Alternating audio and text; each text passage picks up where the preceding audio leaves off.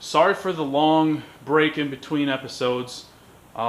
It's actually been a long break since I started this episode, so you saw all that cleanup and loading the car on the trailer and all that.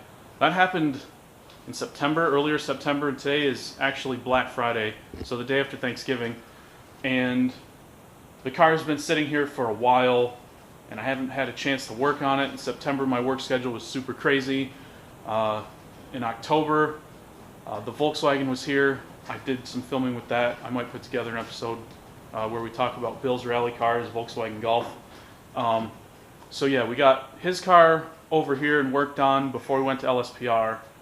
I got very sick at like the day after Lake Superior Performance Rally, and I was sick for almost 2 weeks. I had to take a couple days off of work, and it took me a long time to get over. It was like an upper respiratory infection or something like that.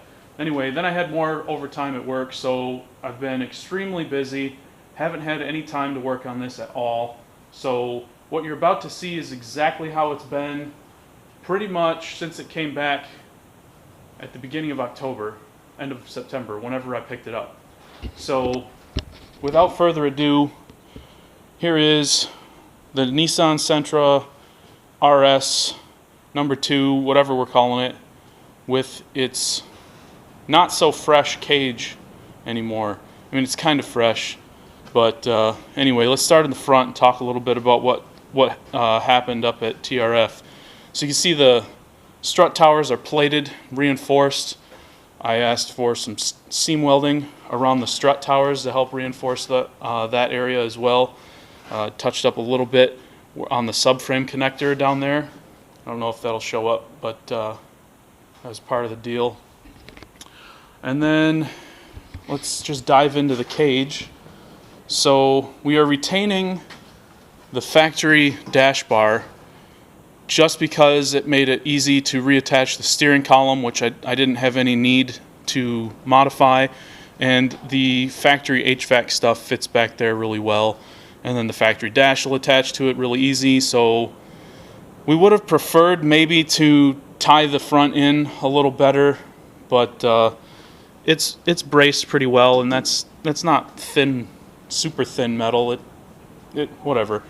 It's the rest of the cage is tied in so well that it's not critical to have that support in there.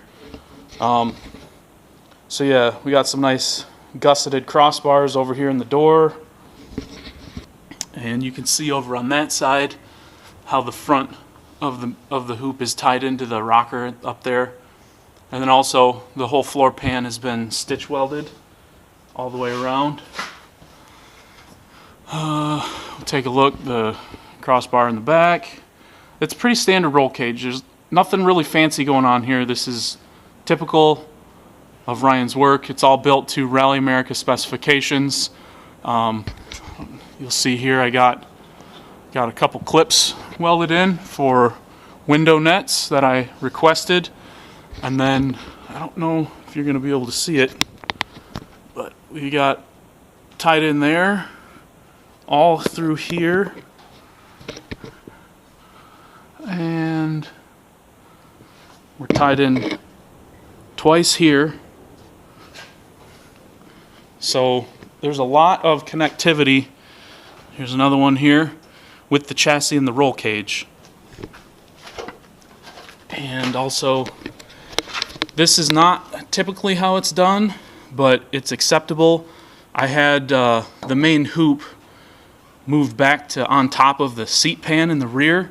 It's still tied in underneath behind the rocker. I guess it's not really underneath or behind. I'm not really sure if he cut out and got inside of there or not, but it's plenty strong. It's not any different than if they attach it down here on the floor pan. But moving it back like this and tilting it at this angle allows for more room in the passenger compartment, because I'm kind of a big guy and I prefer a reclined seating position, so I wanted to have plenty of room. Alright, so in the rear we've got reinforced strut tops again, and then the roll cage ties into the back there. And that's pretty much it. We had some seam welding in the back. Also, just tying everything together, reinforcing it all. And you might notice this side's a little different than the driver's side. It doesn't have the same X bracing because this is just a straight bar.